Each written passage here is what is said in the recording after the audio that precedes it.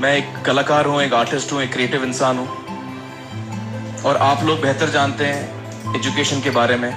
इतने साल से आप एजुकेशन चला रहे हैं। पिछले कुछ साल से मेरा अनुभव हुआ है, चूंकि मैंने कुछ फिल्में की हैं, एक फिल्म थी तारे ज़मीं पर, और अभी हाल ही में मेरी जो फिल्म आई है 3 इडियट्स, ये दोनों फिल्में एजुकेशन के टॉपिक पर हैं। तो लिहाजा मैं इस वजह से मैंने काफ़ी रिसर्च की एजुकेशन के ऊपर, और कुछ चीज़ें मेरे सामने आई हैं, और वो चीज़ें मैं आपके सामने रखना चाह रहा हूँ। आज यहाँ पेरेंट्स हैं, एजुकेटर्स हैं, टीचर्स हैं, बच्चे भी हैं।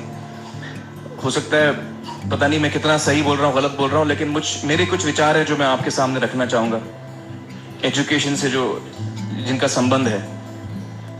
और वो ये कि सबसे पहले तो हर बच्चा खास होता है। ये मैंने डिस्कवर किया अपने रिसर्च में। हर बच्चा खास होता है। हर बच्चे में, हमारी तरह, आपकी तरह और हमारी तरह, हर बच्चे में कुछ ना कुछ काबिलियत होती है, कुछ ना कुछ कमजोरी होती है। मुझ में भी कमजोरी है, काबिलियत है, आप में भी कुछ ना कुछ काबिलियत और कमजोरी है, और हर बच्चे में कुछ ना कुछ कमजोरी और काबिलियत होती है। और हमें as parents, as elders, as education system, हमें हर बच्चे की खासियत को पहचानना है, उससे मदद करनी है। उसकी क्या खासियत है, उसका क्या दिल चाहता है, उसे किस चीज में खुशी मिलती है, वो हमें उसको हेल्प करना है कि हम उसको वो ढूंढ सके, और उसमें हमें सपोर्ट करना है। और जो उसकी कमजोरी है उसमें हमें उसको सपोर्ट करना है।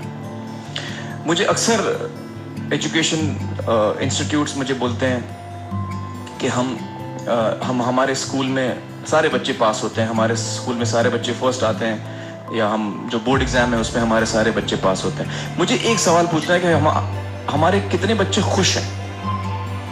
सबसे बड़ा सवाल मेरा ये है, how many of our children are happy. और वो जो हैप्पीनेस कोशेंट है ना, वो मेरे लिए सबसे अहम है। क्योंकि देखिए, पढ़ाई लिखाई तो हम सीख ही लेते हैं।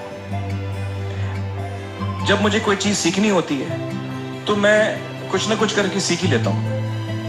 हमारी फिल्म 3 इडियट्स जब रिलीज होने वाली थी, रिलीज से पहले हमने कई स्क्रीनिंग्स रखे थे, टेस्ट स्क्रीनिंग जिसको हम कहते हैं, जिसमें कि हम ऑडियंस, जैसे आप लोग हैं, हमको बुलाते हैं, फिल्म दिखाते हैं, उनसे पूछते हैं कि फिल्म कैसी लगी। ऐसे एक टेस्ट स्क्रीनिंग हमने किया था। बंबई में एक फैक्ट्री में कारीगर लोग काम करते हैं, तो करीब 25-30 कारीगर आए थे उस स्क्रीनिंग में। स्क्रीनिंग के बाद उनका एक कारीगर था, उसने मुझसे एक सवाल पूछा। उसने मुझसे ये पूछा, आप लोगों ने फिल्म देखी है 3 इडियट्स? उसने मुझे एक सवाल पूछा जो बहुत कमाल का सवाल था। उसने मुझे ये सवाल पूछा कि सर, पिक्चर के अंत में हमें पता लगता है कि आप तो रणछोड़ दास थे ही नहीं, रैंचो तो थे ही नहीं आप, तो सर्टिफिकेट तो आपको मिला नहीं, वो तो जावेद जाफरी को मिल गया। तो आप इतने बड़े साइंटिस्ट कैसे बन गए? इतने बड़े पेटेंट्स, 400 पेटेंट्स, जापानी लोग आपके पीछे पड़े हैं, तो आपको सर्टिफिकेट तो मिला नहीं, तो आप इतने बड़े साइंटिस्ट कैसे बन गए? बहुत ही अहम सवाल है ये, बहुत ही इंपॉर्टेंट सवाल है। और ये जो मुद्दा है उसके हार्ट में जाता है ये, कि जब मैं एग्जाम के लिए रट के जवाब देता हूं और वो जवाब में मुझे नंबर मिलते हैं और मैं पास हो जाता हूं, तो मेरे हाथ में एक पर्चा आता है जो मुझे कहता है कि मैं पढ़ा लिखा हूं। लेकिन वाकई में पढ़ा लिखा हूं या नहीं, ये अभी तक हमको श्योर मालूम नहीं है। लेकिन जब आप नॉलेज चाहते हैं कि आपको मिले, विद्या मिले आपको, तो फिर वो कागज का मायने कुछ होता नहीं है। तो मैंने उसको जवाब में 2 सवाल पूछे। मैंने बोला उसको कि भैया, आपको क्या लगता है मैं अच्छा एक्टर हूं? उसने बोला हाँ, देश भर में आप सब लोग मानते हैं आपको, आप अच्छे एक्टर हैं। मैंने उससे कहा कि भैया, मेरे पास कोई सर्टिफिकेट नहीं है जो कहता है कि मैं अच्छा एक्टर हूं। मेरे पास कोई कागज नहीं है जो मुझे बोलता है कि मैं अच्छा एक्टर हूं।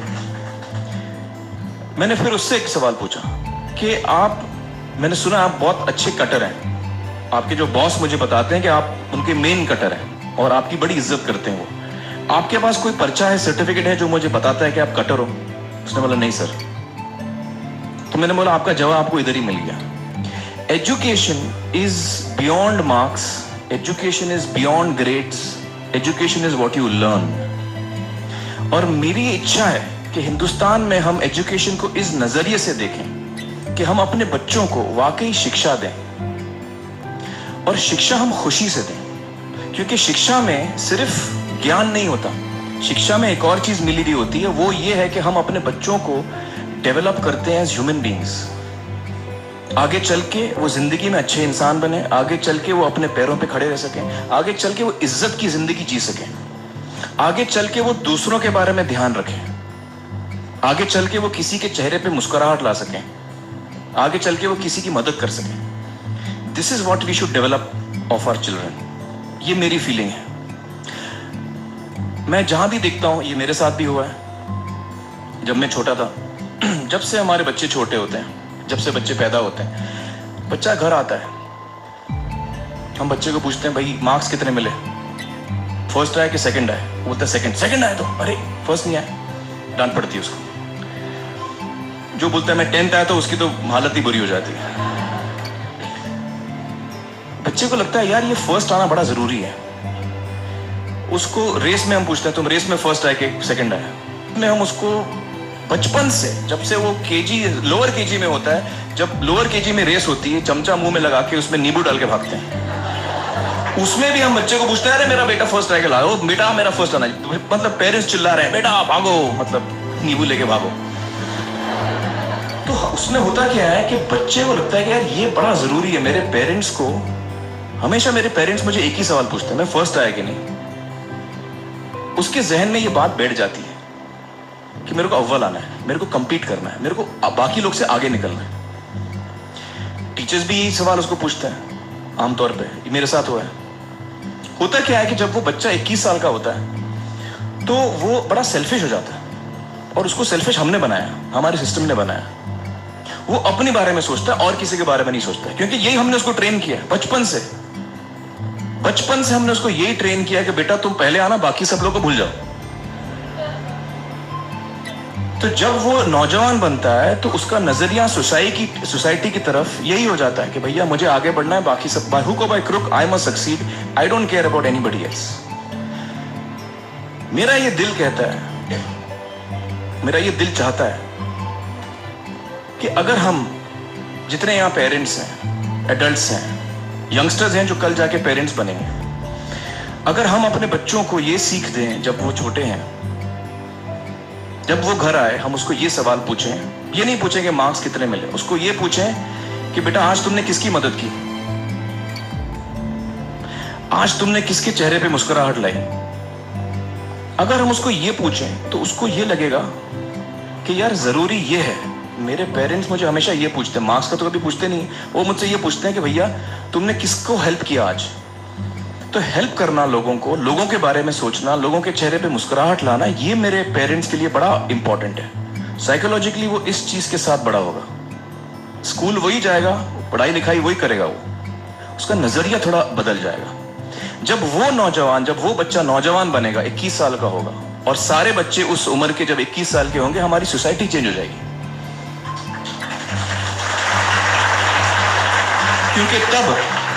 क्योंकि तब हमारी सोसाइटी में ऐसे नौजवान होंगे जो खुद के बारे में नहीं सोच रहे, दूसरों के बारे में सोच रहे। तो मुझे लगता है कि सबसे बड़ी चीज जो हमारे एजुकेशन सिस्टम में मैं देखना चाहूंगा, जो मैंने अपने स्कूल लाइफ में नहीं देखी, कि हमको ये अहमियत इस पे दी जा रही है कि हम अपने आसपास के बच्चों को कितना हेल्प कर रहे हैं। ये एक बहुत बड़ी तब्दीली अगर आ जाए तो मुझे लगता है कि हमारा देश बहुत सुधर सकता है, बहुत बदल सकता है, बहुत